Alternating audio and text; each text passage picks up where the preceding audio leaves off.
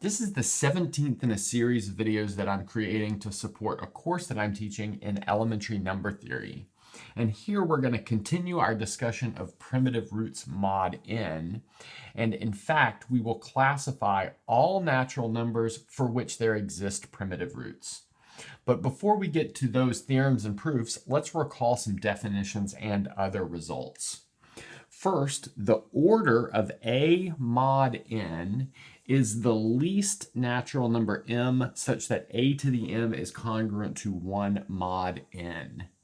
And here we use this notation, m is equal to the order mod n of a. That's how we read that. And I guess not built into this definition is the fact that the GCD of a with n needs to be 1. That's just to ensure that the order makes sense in the first place. Because if that GCD is not 1, then there is no exponent that you can raise a to achieve 1 mod n. Okay, and then the next is like a really simple divisibility result, and that is that the order of a mod n always divides phi of n, where that's the Euler-Totient function evaluated at n. And you can prove this pretty easily just using some sort of division algorithm argument and the minimality of the order. Okay, then next is the definition of a primitive root. So we say R is a primitive root mod n if the order mod n of R is phi of n. So this up here says that the largest possible order is phi of n, and this says that if we achieve that largest possible order, then we're special and we're called a primitive root. And then furthermore, the last thing we proved in the last video is that there is a primitive root mod p for every prime. And then we gave some examples of composites where there were not primitive roots, and we proved that there were not primitive roots. And then we looked at some other composites where there were primitive roots. So like I said, today, we really want to classify all natural numbers that allow us to have primitive roots, starting with this first theorem, which says that there is always a primitive root mod a power of a prime. But let's read this a little bit more carefully. So let's say p is an odd prime and r is a primitive root mod p. So we've got a primitive root mod p by the theorem that we proved in the last video. Then there is an integer m such that r plus mp, which we will set equal to g, is a primitive root mod p to the k, where that k can be any natural number. So that means out of a primitive root mod p, we can create a primitive root mod p to the k for any natural number k. Okay, so let's start with r is our primitive root mod p. And then that means by Fermat's theorem, well, actually that doesn't require us to have a primitive root, but we'll invoke Fermat's theorem anyway, that r to the p minus 1 is congruent to 1 mod p. But now we want to take that congruence and turn it into an equation because it's a little bit easier to work with equations. So that means r to the p minus 1 is equal to 1 plus px, and here x is some integer. Again, that's essentially just the definition of congruence mod p. So notice we're dividing both sides by p and keeping the remainder. Over here we get 1, but that's what we have from this congruence anyway. And now let's set g equal to r plus mp, where this m is to be determined. So we don't know what this m is yet, but after we see what sort of relationships that it must build, we can get an idea of what this m is. Okay, so now that we've got this g, I want to raise this g to the p minus 1 power and see what happens. So notice this is equal to r plus mp to the p minus 1. But then we can use the binomial expansion theorem in order to expand this out. So let's see what we get from that. So we're going to get r to the p minus 1 plus this sum as j goes from 1 up to p minus 1 of p minus 1 choose j, r to the p minus 1 minus j, and then m to the j, p to the j. So while I did this expansion, I took the 0th term out just because this is going to play an important role given the fact that we have this identity up here and thus this equation right here. Okay, so now what I want to do is put the fact that r to the p minus 1 is 1 plus px into this equation. So we have this is equal to 1 plus px plus the rest of this stuff. So I'll take out the j equals 1 term because that's going to be useful to work with, and then I'll keep the j equals 2 up to p minus 1 term inside of that sum. So the j equals 1 term is a factor of p because we have p to the 1, and then we'll have p minus 1 choose 1, so that'll just be p minus 1, and then we'll have m, and then r to the p minus 2. So it'll be m to the j, but j is 1 there. And then next, we'll have this sum as j goes from 2 up to p minus 1 of p minus 1 choose j, r to the p minus 1 minus j, m to the j, p to the j. Okay, so just to reiterate, I first took out the 0th term because it had the form of this guy up here. Now I took out the first term because it is also a multiple of p. And then I want to notice that all of the rest of the terms are in fact multiples of p squared. So let's write that down. So this is a multiple of p squared. So now we can start putting this stuff together. So we've got this is equal to 1 plus p times x plus p minus 1 times m times r to the p minus 2. So that's kind of a mouthful, but it's going to be useful to keep that like as is. And then plus p squared times something. So I'll just put an orange box for that something because it actually doesn't matter what that orange box is. And now we can choose our number m. So let's pick our m, and actually we can pick m just from the set 0 to 1. I'll let you guys think about that, but it must make the following conditions satisfied: that the GCD of p with x plus p minus 1 m r to the p minus 2 is equal to 1. So let's talk our way through that. So notice if the GCD of x with p is equal to 1, then we can just let m equal x. But if the GCD of x with p is not 1, well, that means it would be p. That means if we let m equal 1, we're adding a non-multiple of p to a multiple of p. But adding a non-multiple of p to a multiple of p means that we create something with the GCD of 1. So either way we've got it, the GCD between p and this object right here, which is this coefficient, which I'll box like this, is 1. And that's an important fact which we'll use for the next step.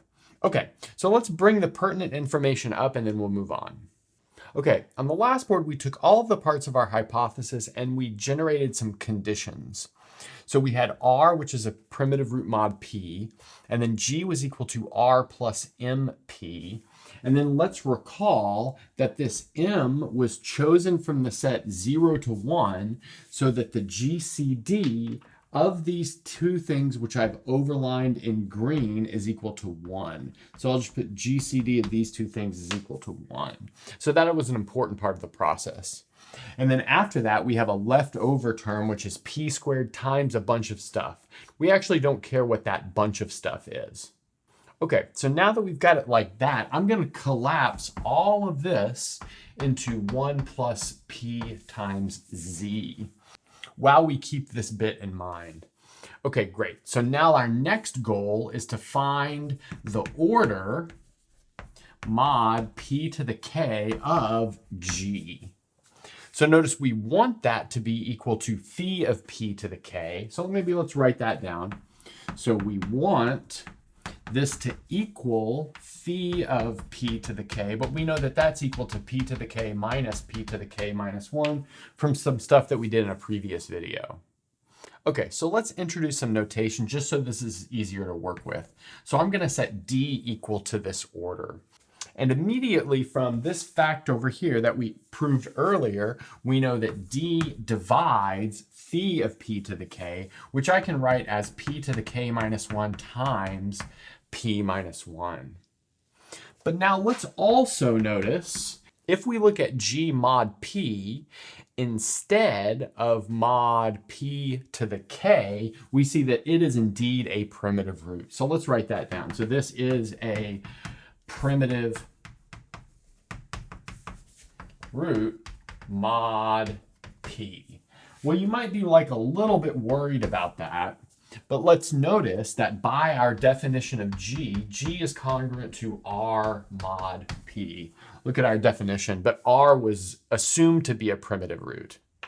But that means when we're working mod p, the order of g must be p minus 1. Now extrapolating that up to this order, which I have d, which is modulo p to the k, that means d must be a multiple of p minus 1. In other words, we have p minus 1 must divide d. Okay, but now let's put these two facts together. So we've got d divides p to the k minus 1 times p minus 1, and then p minus 1 divides d.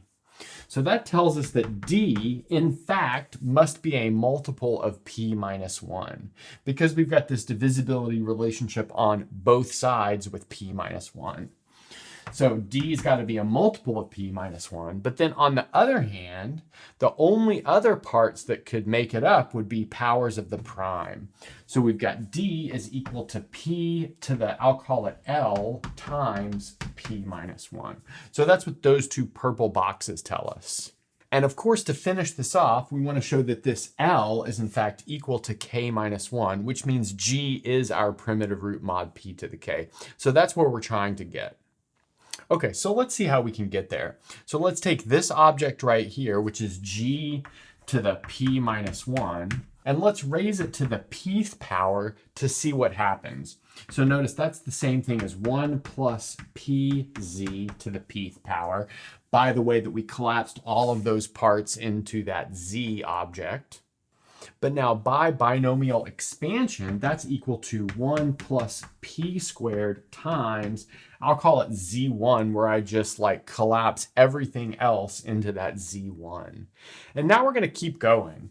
So furthermore, if we've got g to the p minus 1 to the p squared, that's going to be the same thing as 1 plus p squared z1 to the pth power, where I just did this sort of substitution in there and then used exponent rules. But that's going to give us 1 plus p cubed times z3.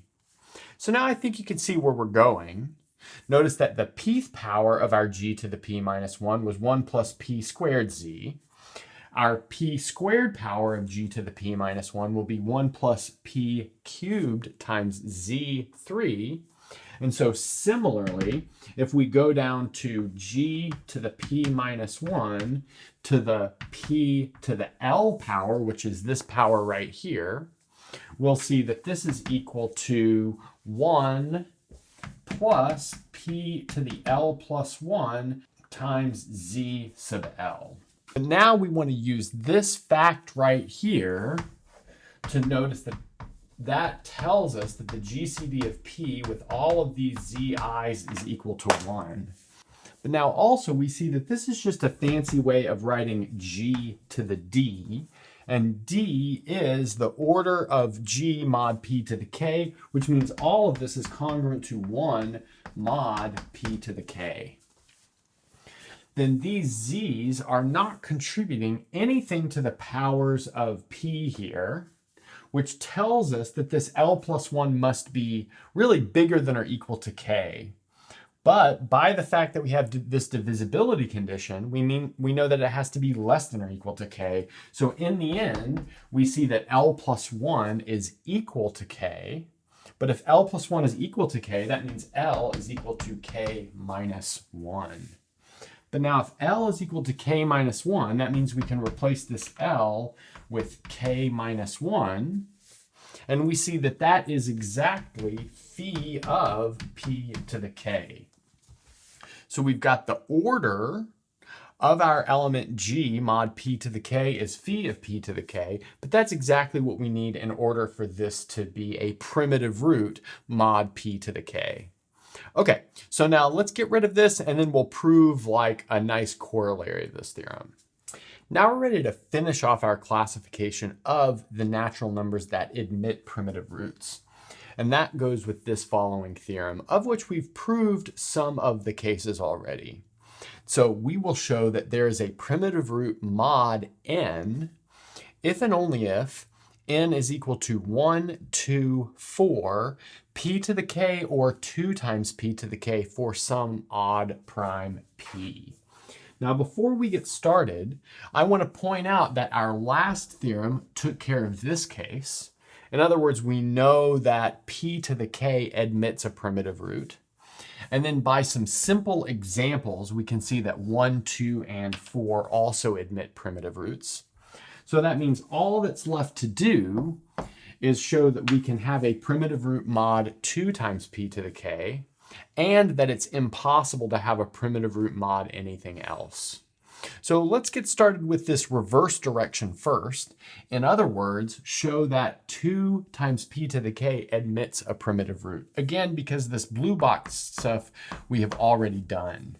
Okay, so headed into the reverse direction, we want to suppose that we already have a primitive root mod p to the k. So let's suppose that r is a primitive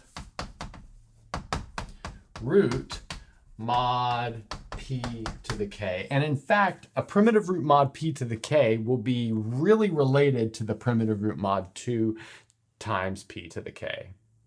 And so that's what we want to do. Build a primitive root mod 2 times p to the k out of this primitive root. And we can do that with the following assignment. So let's let g equal to r if r is odd. Okay. And then we'll set it equal to r plus p to the k if r is even. And let's notice that any way you hack it here, we see that g is a primitive root mod p to the k. So it is here because we're letting it equal the primitive root that we started with, and it is here because we're adding 0 mod p to the k, so there's really nothing to do. So now we want to look at the order of g mod 2 times p to the k. So let's maybe set d equal to that order. So like I said, the order mod 2 times p to the k of g. And what we want this to be equal to, so I'll just put that in green, we want this to be equal to phi times 2p to the k. But let's notice that that's the same thing as phi of p to the k. That's pretty easy to see just from our formula for the Euler totient function. I'll let you guys think about that. Okay, so now let's jump into the rest of the proof. This means that g to the d is congruent to 1 mod 2 times p to the k. But now we can split that congruence into 2 congruences. We know that g to the d is congruent to 1 mod 2, and g to the d is congruent to 1 mod p to the k. But now this bit is kind of obvious because we constructed g to be odd. But then this bit right here tells us that phi of p to the k divides the order of g mod p to the k. Notice I said mod p to the k, not mod 2 times p to the k. But we know that order is equal to d. But then on the other hand, d must divide phi of 2 times p to the k. But then again, phi of p to the k and phi of 2 times p to the k are exactly the same. So that means we've really got 2 numbers that are dividing each other, which means they are the same. So we've got d is equal to phi of 2 times p to the k, which makes this g a primitive root mod 2 times p to the k. So that finishes the reverse direction of this proof. So let's get rid of this and then we'll look at the forward direction. We just finished proving the reverse direction of this proof. Now we're ready to prove the forward direction. We'll actually do this by contrapositive. So we will take numbers not on this list, and then prove that they do not admit primitive roots mod n. Okay, so let's start with powers of 2. So like I said, let's start with n equals 2 to the m for m bigger than or equal to 3. Because notice we do have primitive roots mod 1, 2, and 4, which are all powers of 2. Okay, so we'll prove this by induction, and our base case will be the case when m equals 3. It's pretty easy to show that there's no primitive root mod 8, and that's because we only have a few numbers to check. So let's notice that the order mod 8 of 3 is equal to 2. Well, that's because 3 squared is equal to 9, which is congruent to 1 mod 8.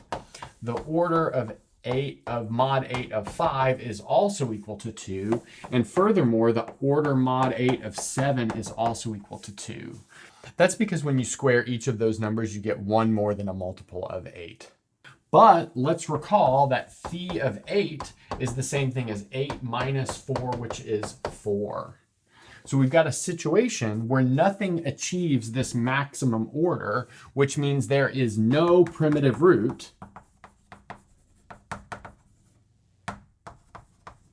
mod 8. And now we'll proceed by induction. So let's make an induction hypothesis.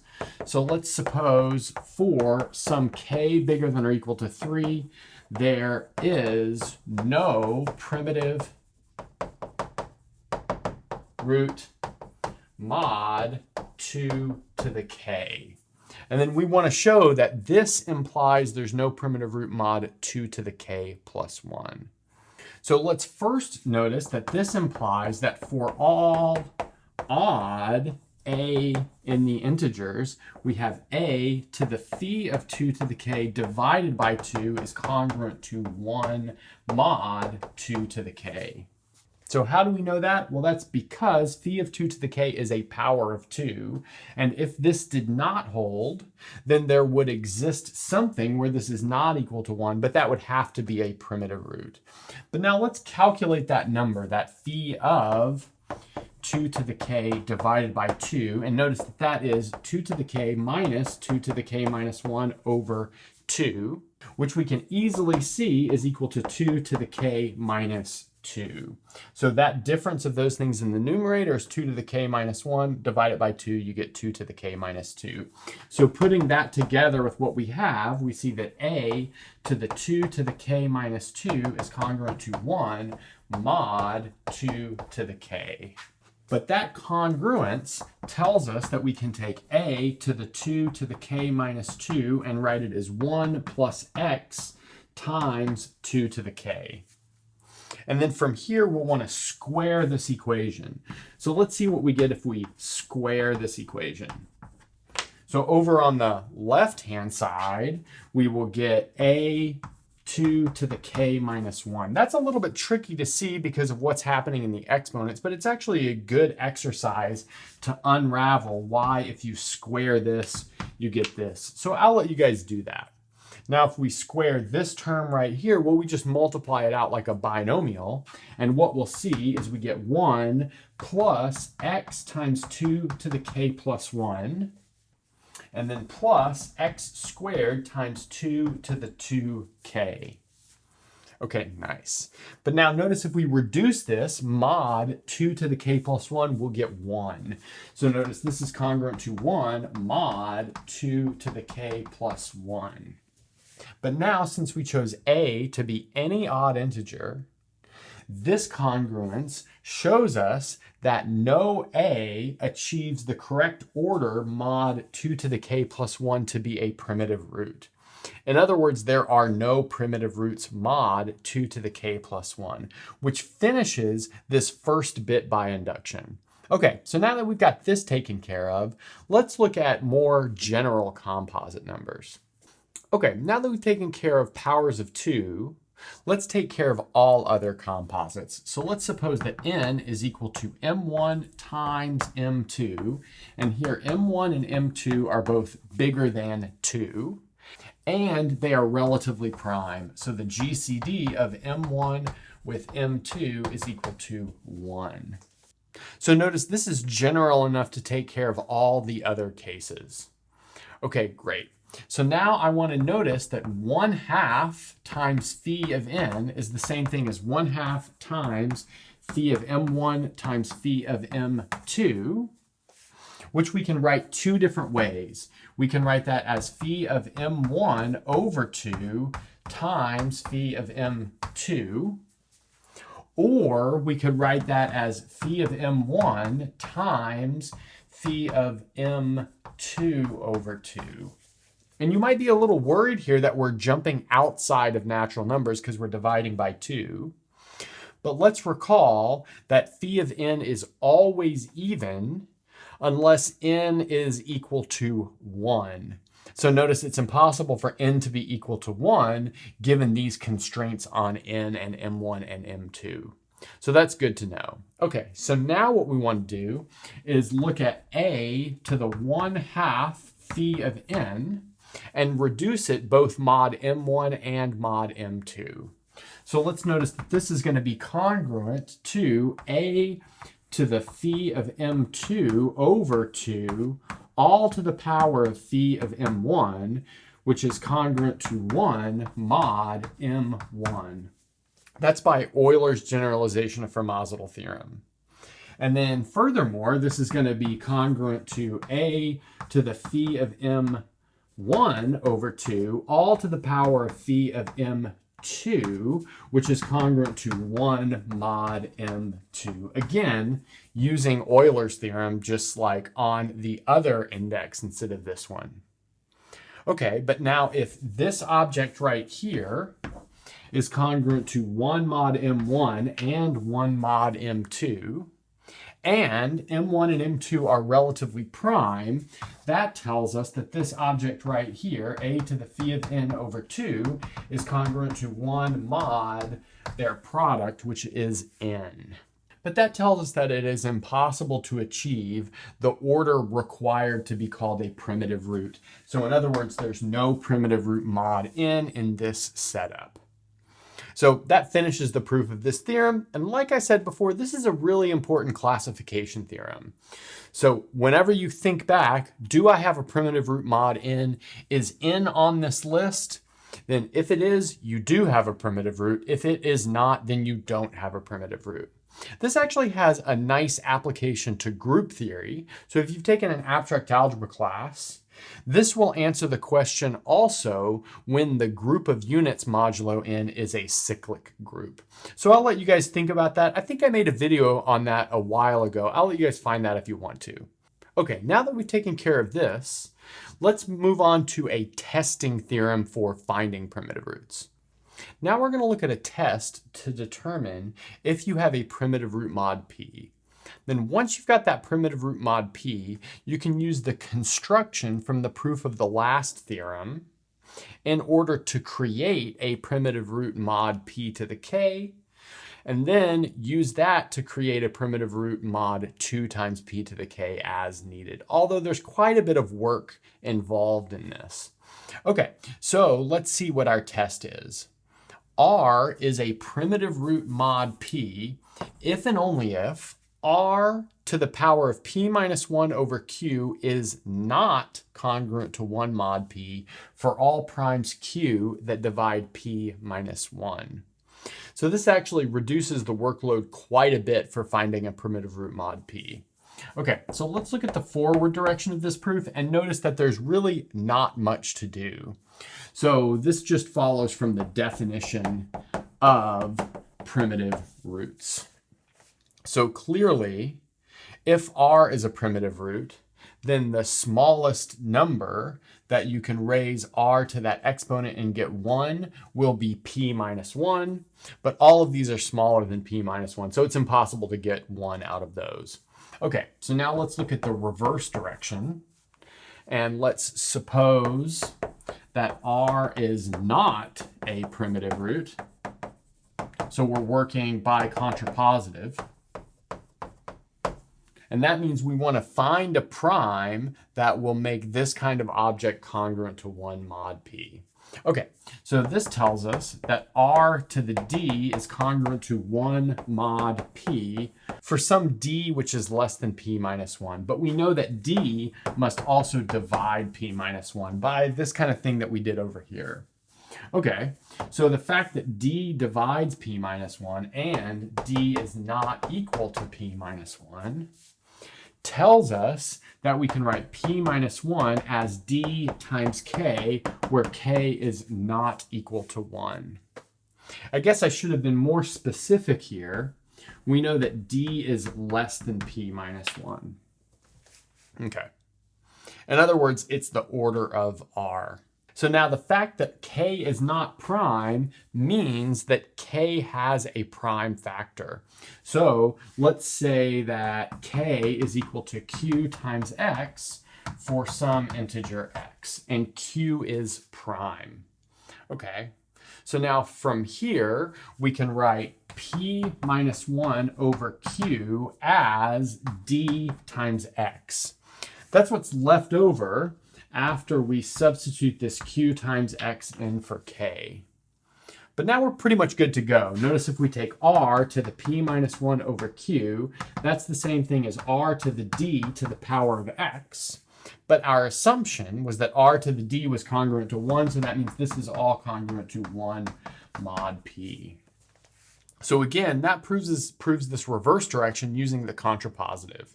Okay, so now let's do an example. Okay, so as an example of our testing strategy from the last theorem, or maybe test, let's find a primitive root mod 29, and let's do it as quickly as possible. So that means we don't need to find all of the exponents up to 28. We only need to look at something regarding the primes that divide 28, which is obviously 29 minus 1. So the primes that divide 28 are 2 and 7.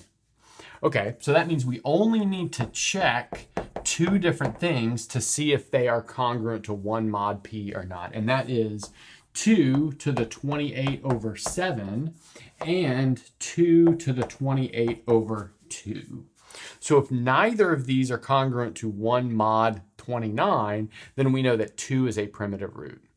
Okay, so let's get to it. So notice that this is the same thing as 2 to the 4 mod 29. Well, actually, it's just 2 to the 4 because 28 divided by 7 is 4. But notice 2 to the 4 is 16, but 16 is not congruent to 1 mod 29. Okay, so now we can start looking at this one. Notice that this is the same thing as 2 to the 14.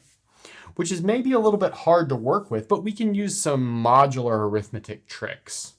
So notice that that is equal to 2 to the 5 times 2 to the 5 times 2 to the 4.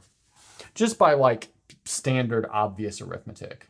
But now 2 to the 5 is 32, but 32 is congruent to 3 mod 29. So this is congruent to 3 times 3 times 16 mod 29, where we just did that reduction kind of as needed.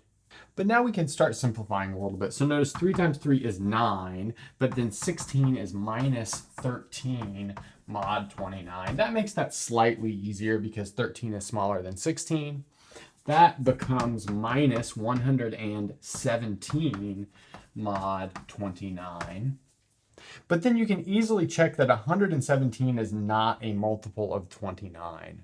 But then from there, you can reduce this and see that this is minus 30, which is minus 1 mod 29. So the important thing is that it is not 1 mod 29, it's minus 1 mod 29. So these two facts together tell us that 2 is a primitive root. Okay, so let's get rid of this and we'll leave you with some warm-up exercises. Okay, so I'll leave you guys with some warm-up exercises.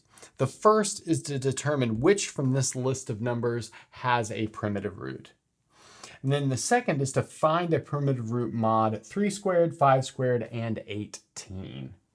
Okay, that's a good place to stop.